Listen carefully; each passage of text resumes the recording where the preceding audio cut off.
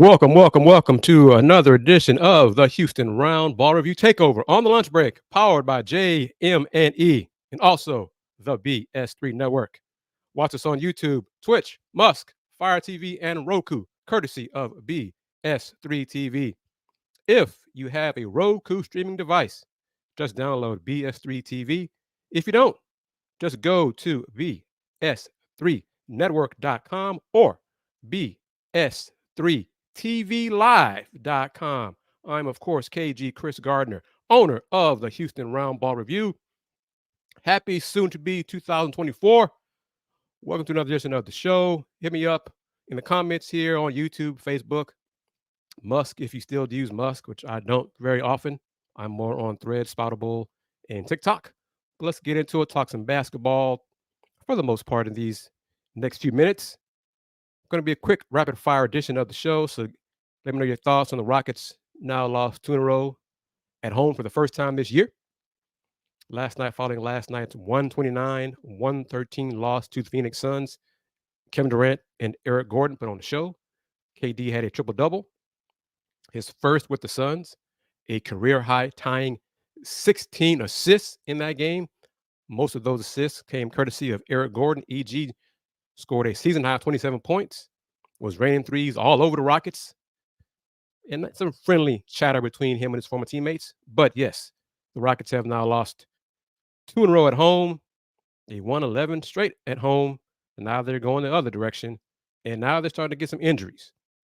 Dylan Brooks with the oblique strain, Jabari Smith Jr. with the left ankle sprain.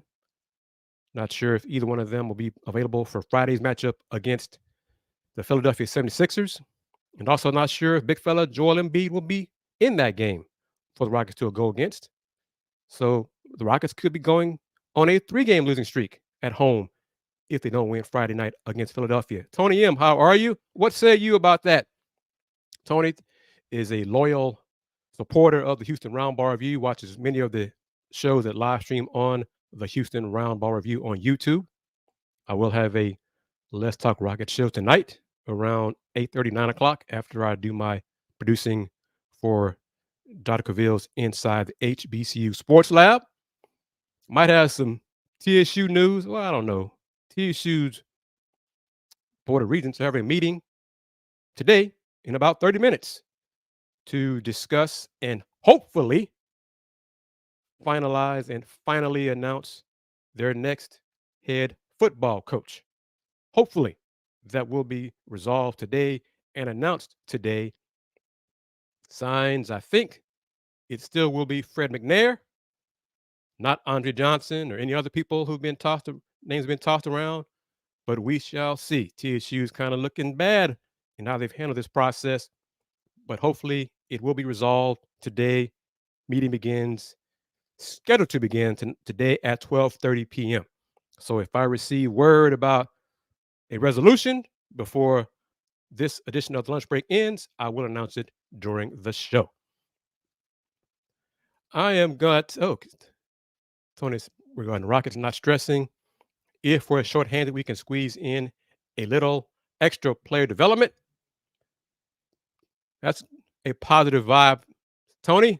But I'm going to say it again. Mentioned on the Folks Talking Sports. Told my colleagues, and I think on last week's LTHR Talking Rockets. If by some miracle, and the way they're playing, it would be a miracle because they've lost 27 in a row. And after tonight losing to Boston, there'll be 28 in a row. But if by some miracle, my Pistons win on New Year's night against the Rockets in H-Town, I will be cheesing and talking much noise to Rocket fans on my shows. So beware. Last Thursday, I guaranteed on the show Detroit would win. They didn't do it. Then they've lost again. Then they set the record on Tuesday, losing at home to the Nets. They're at Boston tonight. They're going to lose tonight. I don't care if Jalen Brown and Tatum play or don't play. Either way, just a question of how many points they're going to lose tonight. But the Rockets hosted Pistons this coming Monday as part of their twin bobblehead promotion for Amen and Oscar Thompson. The twin bobbleheads will be given away, I think, to the first. I still have that slide at info. Let's see if I can pull that up. Kent Wimmer's going like a superstar against Detroit. Well, he won't pass the ball, so he'll score. He's good at that. Not much else. But there we go. Rockets and the Pistons collaborate for the NBA's first dual theme night, featuring bobblehead giveaways of twins Amen and Ausar Thompson. First one will be, of course, this Monday, January 1st at Toyota Center. And I believe this info here. There we go. The Rockets will distribute 5,000 bobbleheads for their home game against the Pistons on January 1st. So, Tony M, be in the building. Put your face in the place to see the Rockets lose to the Pistons on January 1st. Wouldn't that be something? That would be disappointing for Rocket fans for sure, and stunning for Detroit fans, most definitely. But this edition of the Roundball Review Takeover, streaming on Roku via the BS3 network. I'm going to talk about the Cougs. I'm also going to ask and request for those who want to advertise on this show. Email me at kgardner@thehrr.com. Let's get rid of that ticker. Let it stick up there for a moment so folks can read it a little bit better. kgardner@thehrr.com. You want to advertise on the takeover. Reach many more eyeballs on this show thanks to Roku streaming. So you have Roku, Twitch, Facebook, YouTube, etc. So you want to advertise on this show, email me at kgardner@the, some folks say the, some folks say the, HRR.com. kgardner@thehrr.com. And of course, other ways to support the Roundball Review, like my Roundball Review mug here. Go to the website there via Linktree, or of course at HoustonRoundballReview.com. If you're watching the show live on YouTube for the Roundball Review channel, you can click on the shop button and start purchasing items that way, like the mug, like the HR hoodies, zip up hoodies as well. The zip ups are available through the end of this month, so a few more days for that. But I want to talk about this. ESPN bracketologist Joe Lunardi, he takes a ribbing from some folks, questioning his credentials and things of that sort. And usually that's when it pertains to that person's team. He and Charlie Cream, women's hoop side, this season post a weekly bracketology, their brackets, and starting next week, January, once conference play begins in hoops, they will have a twice weekly updates for men's and women's basketball. Joe Lunardi, Joe Lunardi, in his write-up, his bracketology for this week for men's hoops, has the Cougs men's basketball as a 1 seed in the South region, the Dallas region. But his write-up, Tony M., you're a longtime follower of Houston basketball, but from Lunardi, it's time to talk about Houston as a national championship contender. Again, somehow the Cougars have gotten lost as Purdue, Kansas, UConn, and Arizona dominate the number 1 seed discussions. Yet here we are with Houston back on the top line and owner of a perfect 4-0 record in Quad 1. The Cougars are now a December 30th date with Penn away from entering their first Big 12 season undefeated. In the past 3 years, all Kelvin Sampson has done is produced consecutive Sweet 16, Elite 8, and Final 4 teams. There is only one more rung on that ladder, and the 2023-24 edition of the Cougars is in perfect position to take that step. When I read that, that's just another example of a great job Coach Kelvin Sampson and the staff have done in revitalizing Houston Cougars men's basketball in the 10 years they've been at Houston. Before they arrived, Houston men's hoops was an afterthought, locally and obviously nationally. Five Slamma Jam was a long, long time ago. It was in the early 80s. Dark, dark times for men's basketball until Coach Kelvin Sampson arrived on campus and has turned things around and made men's hoops nationally relevant. So as a proud Houston Cougar alum, University of Houston alum, to see Lunardi's write-up, it gave me more of a sense of pride because I've covered UA's basketball since the beginning of the Roundball Review, going on 30 years. I've been around to see some dimly lit Hall-Finance Pavilion games, sparsely attended games at Hall-Finance Pavilion where there may be one or two people in an entire section at the building, where those poorly designed, constructed, quote-unquote, suites, which block the views of those walking around the concourse to view the court. So I've seen some dark, dark days for the University of Houston in men's hoops. So to see the Cougars once again acknowledged as a contender for the national championship this season speaks volumes. I'm not picking them to win the championship this year, but because of the way the tournament is set up, it's one and done. It's not a series. It's not 3 out of 5, not 4 out of 7. You just got to win one game to advance and then do it 6 times. 1, 1, 1. Let's keep going. So facing big man like Zach Edey once, hey, just got to beat him one time, not 4 times. UConn, Don McClingan, one time.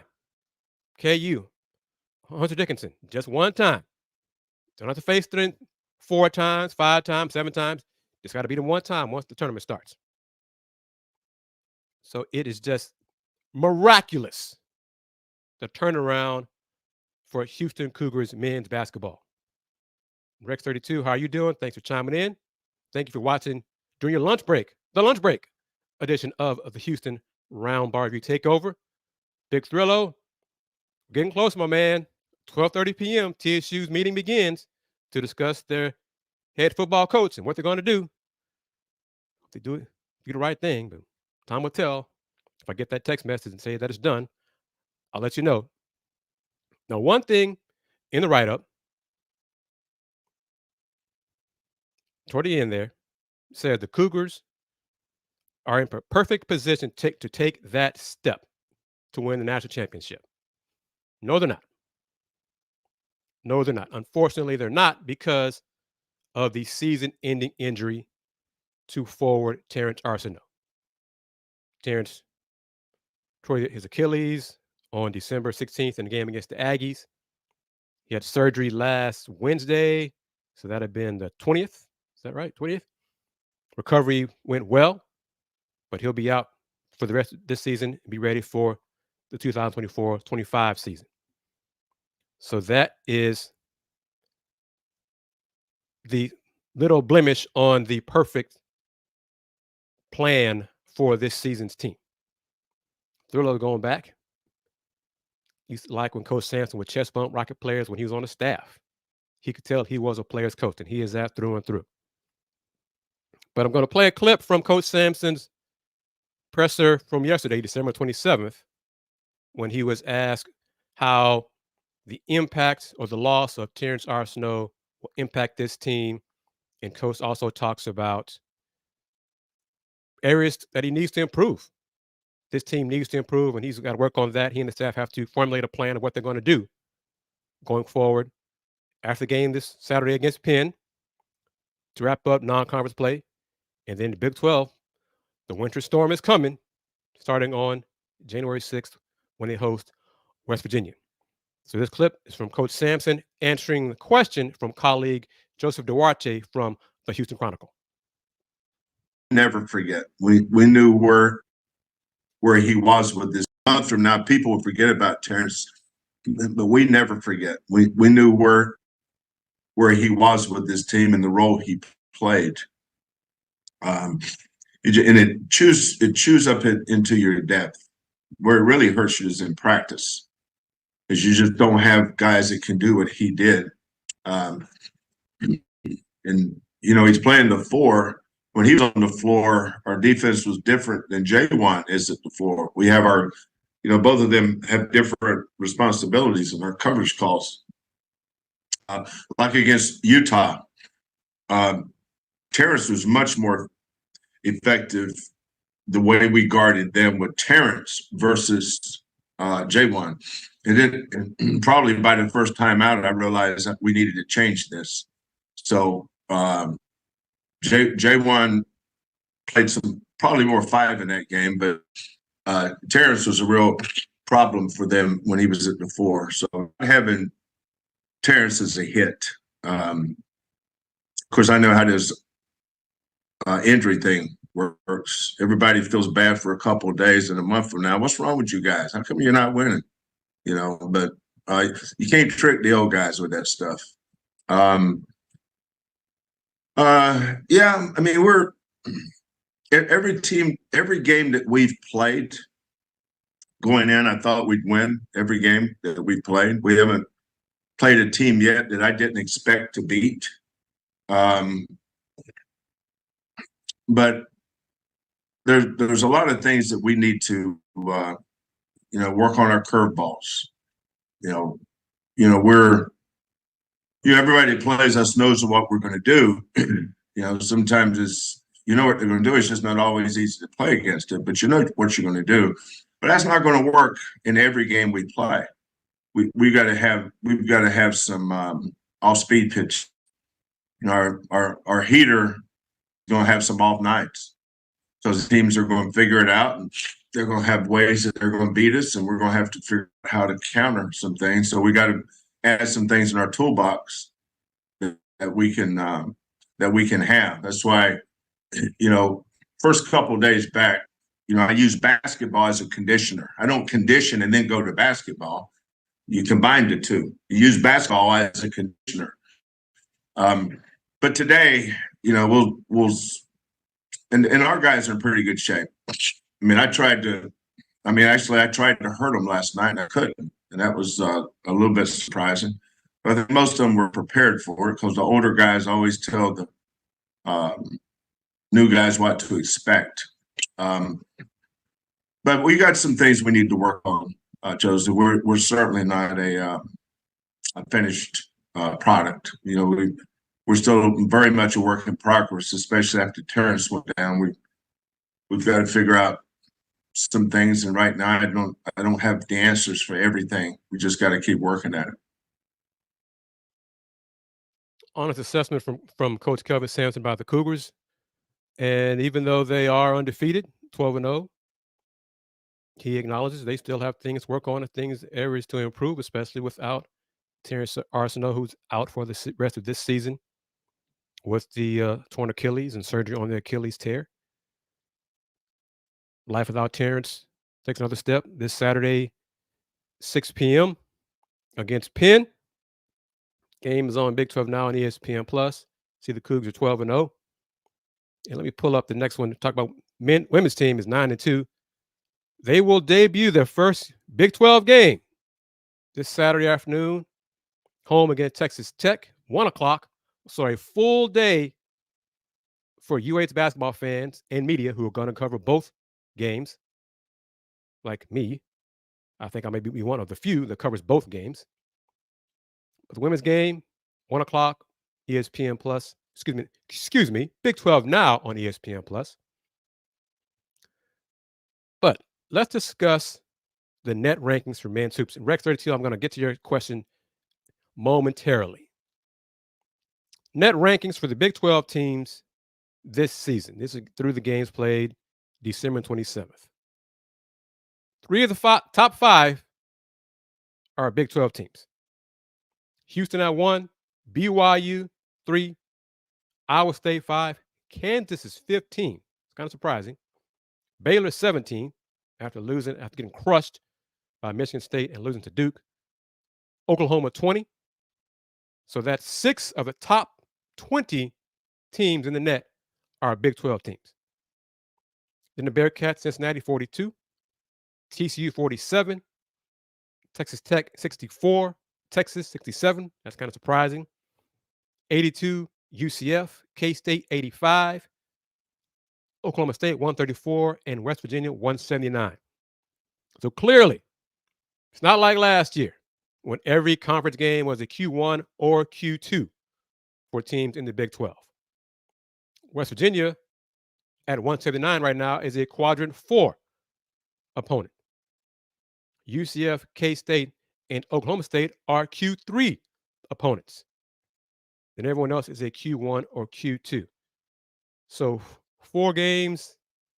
I think Houston plays those bottom 4 teams once, I think. But as home games, those 4 are either Q3 or Q4. 4 out of the 18 for the Cougs. So far cry from Q1 to Q2. But then next year, Big 12, you're adding Arizona to the mix. And I think Arizona is like either number 2 or top 10 for sure in the net.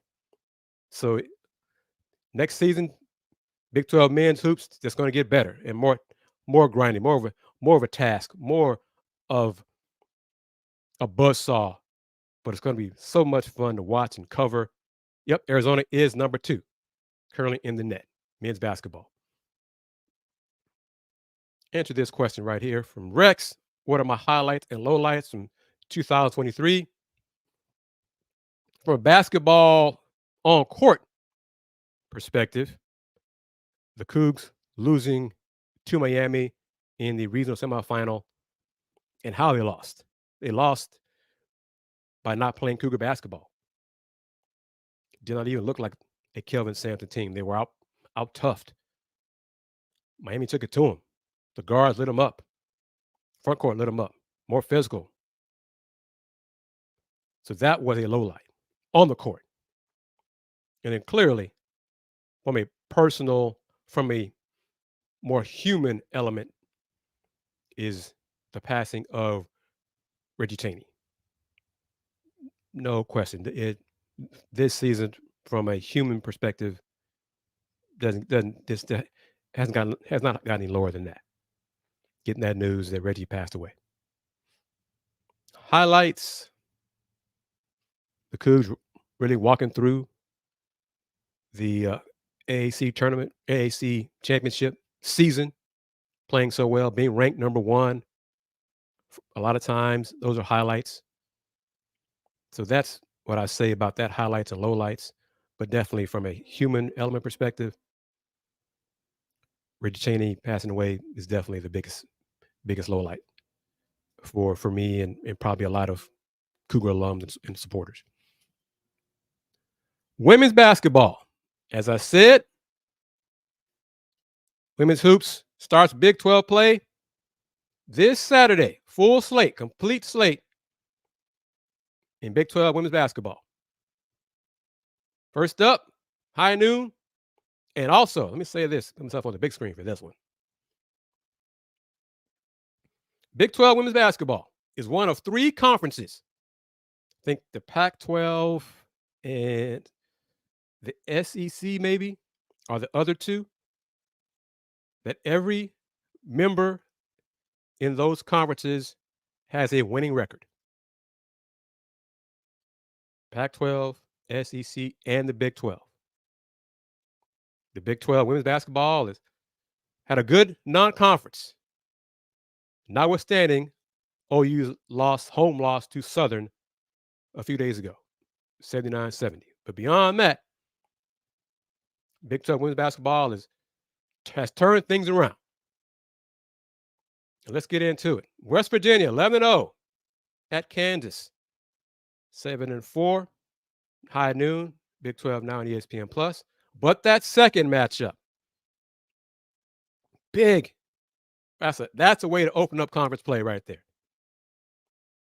Undefeated Baylor, 11-0 in Austin against undefeated Texas, 13-0, 1 o'clock on Fox. I have to watch it on my laptop while I'm at Fertitta watching the Cougars host Texas Tech, also 1 o'clock. But Baylor, Texas, 2 top 5 teams, top 10 teams in the net. Let's get into the net rankings right here, women's basketball. Texas, number 2. K-State, number 8. Baylor, number 10. TCU, 22nd. West Virginia, 31. Kansas, 43. Iowa State, 54. Texas Tech, who the Cougars host this Saturday, 55. Oklahoma State, 65. UCF, 82. Oklahoma, 83. Coach Huey and the Cougars, 91. BYU, 95. Cincinnati, 102. So overall, Big 12 women's basketball, from 1 to 14, their 14th ranked team is 102. Big 12 men's basketball, West Virginia is the 14th ranked team, and the Mountaineers are way, way past 102. Oak State is 134, and West Virginia is 179. So you can see, not as good a year in Big 12 men's hoops, but a better year in Big 12 women's hoops. Back to the schedule. K-State, 12-1. Ayoka Lee's back, one of the best centers in women's basketball at Cincinnati. Bearcats, 8-3. 1 o'clock on Big 12 now, ESPN+. Cougars hosting Texas Tech. Tech is 11-2. Cougs 9-2. Tech, stronger non-conference schedule. Better net ranking of 55. Cougars 91, I believe. Next, UCF, another newcomer to the conference, 9-1. Their non-conference wasn't that tough either. But they're at Oklahoma, Sooners 6-5. Trying to bounce back from their loss to Southern. Southern from the SWAC. That game at 2 o'clock. That's on ESPN+, and not officially Big 12 now on ESPN+, because Oklahoma has their own Tier 3 rights. So their streaming platform is not exactly, it's more Sooner Sports Vision, Sooner Vision than Big 12 now on ESPN+. Iowa State at Oklahoma State. Both teams 7-4. 2 o'clock, Big 12 now on ESPN+. And then wrapping it up, BYU 10-3 at undefeated TCU, led by Sedona Prince, who's leading the women's hoops basketball in double-doubles this season. The current Big 12 Women's Basketball Player of the Week. I'm a voter on that. I voted for her. And then her running mate, Madison Connor, is also won Big 12 Player of the Week honors this season. So TCU, new head coach, turned things around quickly. Undefeated, ranked in the top 25, but in the net, ranked at 22. It's a lot to go on, discuss with Big 12 women's basketball beginning their conference portion of the season this Saturday. Full slate of games, all 14 teams in action. That big one, Baylor at Texas on Fox at 1 o'clock. Take this break with a quick clip, quick segment, so you know what BS3 TV is all about, because you're watching the lunch break edition of the Houston Roundball Review TAKEOVER, powered by JM&E, streaming live on Facebook, YouTube, Twitch, Musk, but of course, as well as on Roku via BS3 TV. Be back in 90 seconds.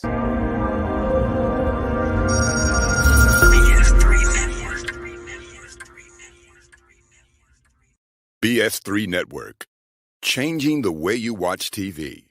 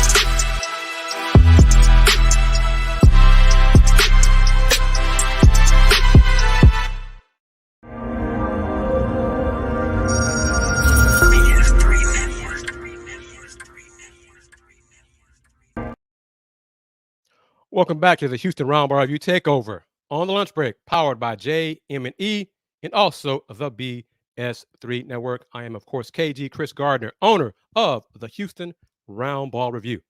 If you have a Roku streaming device, just download BS3 TV. If you don't, go to bs3network.com or bs3tvlive.com. My thoughts on Marcus Sasser on the Pistons and the 27 straight losses for my beloved team, soon to be 28. After tonight's loss in Boston, Marcus has not played well consistently. He shot the ball well sometimes. He's turned it over too much sometimes. He's not played great defense too many times. So he has been like many of his Detroit teammates. Been inconsistent, far too much, either not making shots, turning it over, or playing poor defense. Add it all up, 27 straight L's. But he'll be fine. I think he'll get more playing time once GM Troy Weaver starts making trades and getting rid of a lot of the dead weight and the older players and players who I think were part of the losing culture and the losing mindset that has creeped into the franchise. Get rid of them for some draft picks. Sign some, I think they should sign a guy like DJ Augustine, veteran point guard, to run the offense, the second unit. Second unit, and Rocket fans will see on Monday in the game. Detroit's second unit is not good.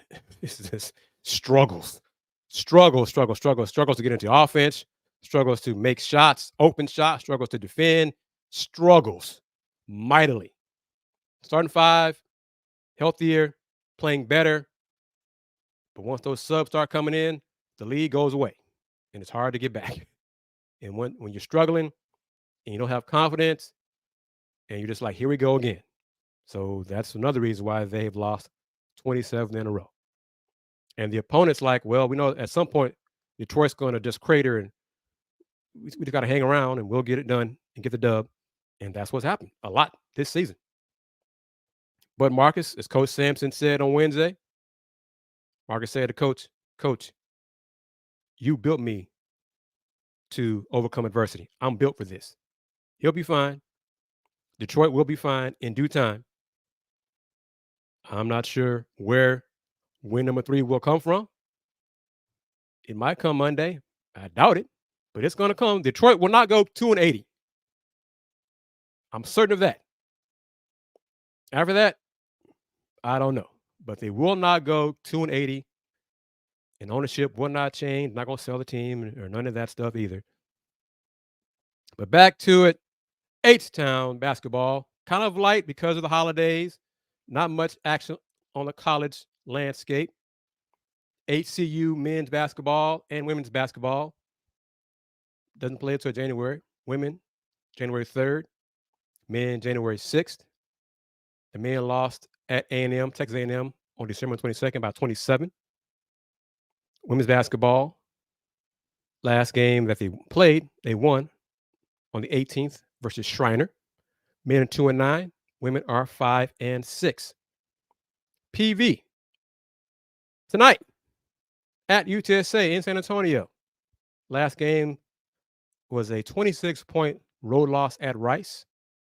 The margin of defeat kind of surprised me, and I'm disappointed Coach Byron Smith for sure. PV women on a losing streak. They lost at Texas A&M by 52. They're next in action this Saturday, December 30th, on the Hill versus Wiley College, tipping off at 3 p.m. Rice men at lost Louisiana on the 22nd. It was a step back for the team's defense. They had played better defensively, but give them 84 points, lose by 17 was a disappointment to Coach Scott Parra. They're off. Their next game seems like it's part of the American Athletic Conference schedule makers' plan to have a Houston area team in Tulane in January. So Rice will begin their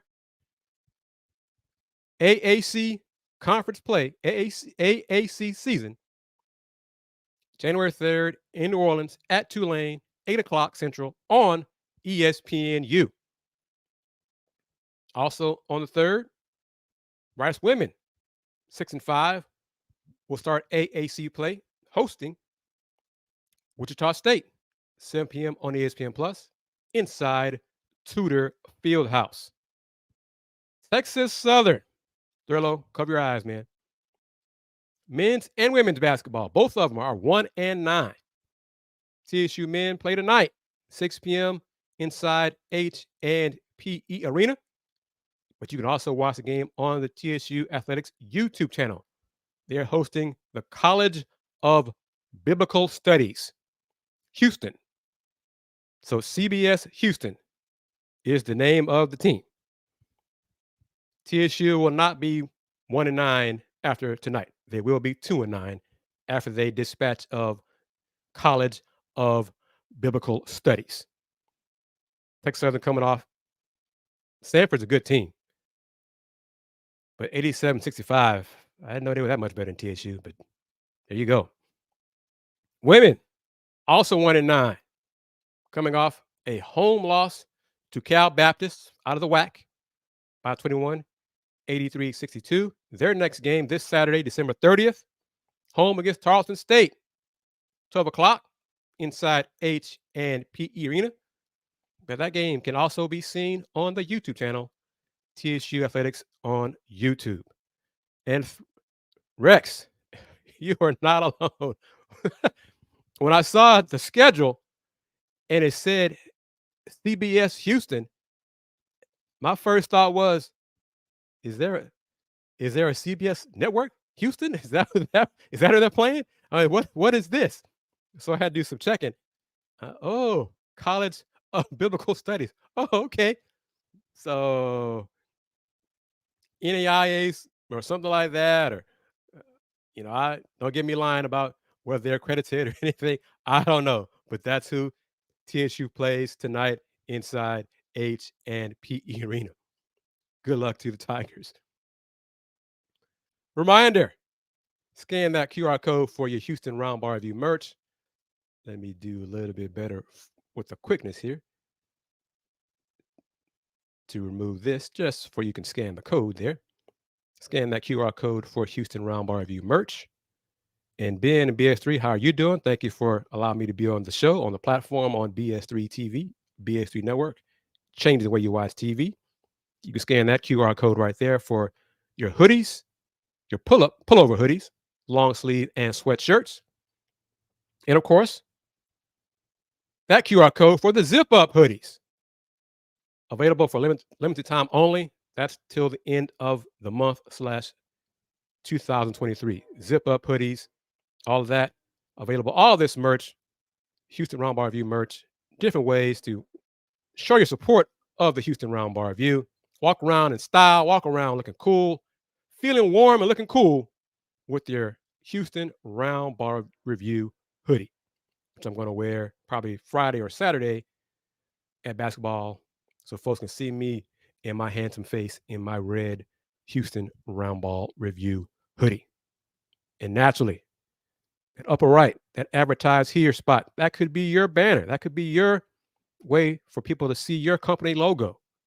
If you want to advertise on this show, on the Houston Roundball Review Takeover, email me at kgardner@thehrr.com. Let's see. Oh, yeah. TSU, man, oh, man. If they lose tonight, they're not going to lose tonight. They're not going to entertain it. They're not going to lose tonight. Does the game actually count? I'm not sure it does. Well, it counts in TSU's win-loss column, but in terms of like toward the net rankings, no, it won't count. It'll be a non-Division I game. So we're not counting in terms of strength of schedule, net criteria like that. So no. And I'm not sure if I can, let's see. Thrillo, do you want to know where TSU is ranked in the net? do you really want to know on the men's side where TSU is ranked? TSU is ranked 320. 320 out of 300 and what is it? 45 or 360, whatever it is now in basketball. 320 on the men's side. Yeah, on the men's side. And then on the women's side, let's see. TSU women's basketball is ranked probably right around there as well. Let's see. TSU women's basketball is ranked. Gee, I'm still scrolling, Thrillo. 346. So I think there are 360 teams in Division I because Alabama State is 358. But yes, TSU women, Lady Tigers, 1-9, are ranked 346 in the net. And the TSU men, also 1-9, are ranked 320 in the net. But hey, SWAC play is right around the corner. So both teams will have chances to get back on the winning ways, and they will not finish with one win. I'm certain of that. I still have faith in Coach Jones and the men's team. Come SWAC tournament time, Coach Skeet and her squad, she has not been around long enough for us to have faith in her in terms of getting to the SWAC championship, conference championship, and winning. So she has to prove herself.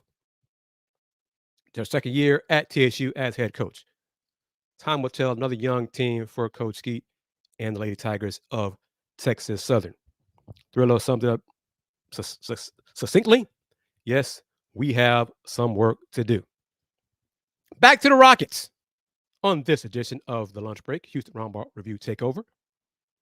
Jalen Green, 6 for 12 from three-point range last night. Scored 23 points. First time in, I think, 9 games or so that he scored 20 or more. Jalen said he had not lost confidence, keep shooting. He said Coach Udoka still has confidence in him. He still believes in Jalen. Did last night's performance by Jalen change anyone's thoughts of whether the Rockets should trade Jalen Green? He was 8 for 20 overall, so he was just 2 for 8 on twos, but 6 for 12 from 3. Should the Rockets keep Jalen for another year? This is his first year under Coach Udoka. Some would say his first year of being actually coached how to be an NBA player, even though this is his third season in the NBA. Some fans want Jalen gone, period. It's his third year. They're not acknowledging any of that. They want him gone.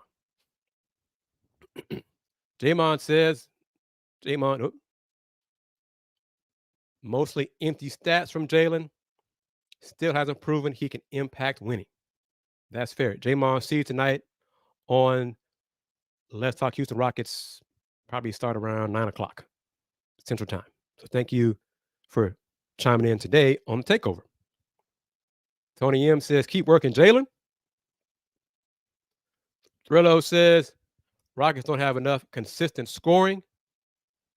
That Silas Rockets have been showing up more and more on the defensive side since the shots aren't falling.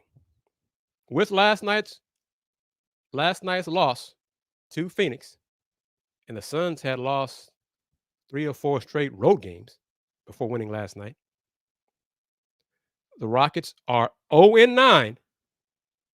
0-9 when their opponent scores 120 or more this year. 0-9. So see, Rex goes with this is year 1 of actual coaching for Jalen. Thrillo says Rockets do fight. They compete. But they're 0-9 when opponents score 120 or more against them. Last night's game against the Suns was the first without Dillon Brooks. Dillon being the impact player defensively, the guy who usually defends the other team's best scorer, was not there to go against KD. Kevin Durant was just dishing and swishing and facilitating, like Clyde Frazier says on calling Knicks games, dishing and swishing. KD had career high tying 16 assists. He had 10 assists in the first half. I think 6 or 7 assists in the second quarter. Most thanks to Eric Gordon. And I got to say this. It was like some of the Rocket players last night did not know who Eric Gordon was or forgot who Eric Gordon was or did not view the scouting report or I mean, because Eric Gordon was open for standstill for catch and shoot threes a lot. EG should have said during the game after his third three, you don't know who I am. This is what I do. I make threes. This is what I do. Y'all better guard me. And he kept knocking down threes. KD would draw a double team, kick it out to Eric Gordon. I mean, bucket. As Jalen Green said to media last night in the locker room, EG lit us up. Yeah, he did. So why do y'all do anything about that? Tony M. Well, see, Tony, this is where my point as I'm getting into the final moments of this edition of the Roundball Review Takeover. Rockets have played 29 games, allowed 120 or more 9 times. They've held opponents under 100 8 times. I think they won all those games when they held somebody under 100. So it's like feast or famine for the Rockets. If Doc, thank you very much for chiming in on Facebook. She's watching, I think, on the Roundball Review Facebook page, I think. Thank you very much for watching. Spread the word about the Roundball Review show, this edition of the lunch break, the Houston Roundball Review Takeover, powered by JM&E. So if they control tempo and hold teams under 100, they win. If they don't control tempo, give it 120 or more, they lose. What's going to happen Friday against Philly? Not sure Joel Embiid will play, but if he plays, big fella going to work. He's going to go to work against Alperen Sengun. Alperen's going to get his, unless Joel gets him in foul trouble in the first quarter, which he could if Joel plays. That's kind of uncertain as of right now. But not sure if Jabari Smith will play due to his sprained left ankle. So if they're without Jabari and without Dillon Brooks, and Tari Eason and his leg issue may keep him from playing, too many games in a week, I think Tari will play Friday, but I'm not certain of that. So it's possible, in a worst case scenario, that the Rockets could be without 3 of the best defensive players, Dillon, Jabari, and Tari. Tony M., what say you then? What would happen against Philly? More playing time for Cam Whitmore, for sure. More playing time for our man Thompson. So we'll see. We'll find out more later on today. And then, of course, earlier tomorrow, Friday, about the status of all those players, Dillon, Jabari, Tari Eason, and Joel Embiid. Big fella plays. It could be ugly. And the Rockets could be on a 3-game losing streak at home. Tony asks, what happened to... He's no longer a secret. Tony, Jae'Sean Tate is more effective as a secret. The more teams know about him and prepare for him, the less he does. That's what he does. Thriller says the Rockets still haven't hit their stride yet, and I'm not sure they're going to for a while. Because of injuries, because of playing more back-to-backs. After this, let's see, they got 5 more games on this 7-game homestand. So after these next 5, they're going to go on the road for a while. So that'll take its toll. That'll probably also limit practices and learning time for the youngsters. So this next month or so could be kind of rough. And J-Mon is concerned the Rockets will fall outside the top 10 soon as the Warriors and Grizzlies, now the Jazz back. Memphis will be different. They'll be better. Start to heat up. So we shall see.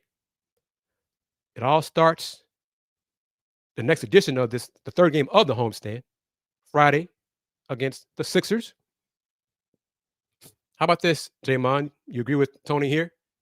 Right now, just maintain and ride it out until All-Star break. And Tony M, ride it out. I haven't checked. Where are the Rockets in the standings? Are they 10? After losing 2 straight at home, where are they? I can pull up real quick in these final moments of the show here. Let's see. The Rockets, 2-28. 2-28 looks bad. You know it's bad, but it looks bad compared to Boston is 23-6. 2-28. Rockets currently are 8th. Half game ahead of Phoenix and Golden State. Phoenix and Golden State are both 15-15. So the Rockets are 2 games out of 6th and a half a game out of 11th. Well, the 10th spot, top. And they probably will be out of that based on the injury status to Dylan, Jabari, et cetera. This next week, they could be out of the top 10. J-Mon says Rockets should demand the Stone improve the roster to the play-in, to make the play-in. I think they'll make it. I think they will do something. I do. All right, everybody. Excellent show. Give you your props as I look for my sound effects. Salute to you all.